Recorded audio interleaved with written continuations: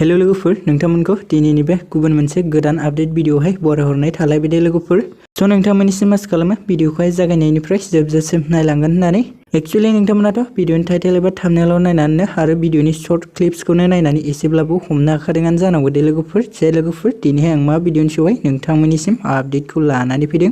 Actually लोगोफोर आं दिनैहाय जोंनि गेजेरावहायसो फैनो गोनां मोनसे मिउजिक भिडिअनि सायावहाय आपडेटखौ लानानै फैदों दे लोगोफोर। ओमफ्राय लोगोफोर बे मिउजिक भिडिअनि टाइटेलानो जाहैबाय गोसो दंबोला बुंना लाखा पार्ट 4 दे लोगोफोर।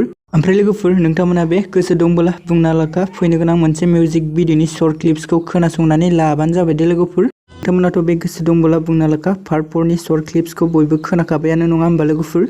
एक्चुअली लोगोफोर नोंथांमोनाथ' बे गोसो दंबोला बुंना लाखा मिउजिक भिडिअनि पार्ट 1 निफ्राय लानानै पार्ट 3 सिमखौथ' गोबां मानसिफोरानो बा गोबां सुबुंफोरानो नायखाबायानो दे लोगोफोर। स' लोगोफोर जोंहा दायो बे गोसो दंबोला बुंना लाखा आबुं मिउजिक भिडिअनिनो पार्ट 4 फैनो थांगासिनो दं दे लोगोफोर। स' लोगोफोर नोंथांमोना कमेन्ट बक्सनि गेजेरजों फोरमायहरबानो जाबाय दे बे गोसो दंबोला बुंना लाखा मिउजिक भिडिअनि पार्ट 4 खौ नायनो थाखाय सोर सोर एक्साइटेड जानानै दङ।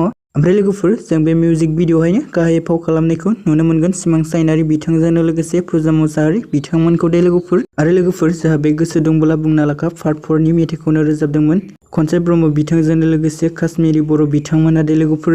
स' लोगोफोर बिदिब्ला दिनैनि शर्ट आपडेट भिडिअआ बेखिनियानोमोन दे लोगोफोर। आसा खालामो नोंथांमोना भिडिअखौ नायनानै मोजां मोनबाय। भिडिअखौ जुदि नायनानै मोजां मोनदोंब्ला अननानै खनसे लाइक खालामनानै होबानो जाबाय दे। स' लोगोफोर बिदिब्ला जों बे फैनो गोनां गोसो दंबोला बुंना लाखा मिउजिक भिडिअखौ नायनो थाखाय नेनानै थासै दे लोगोफोर।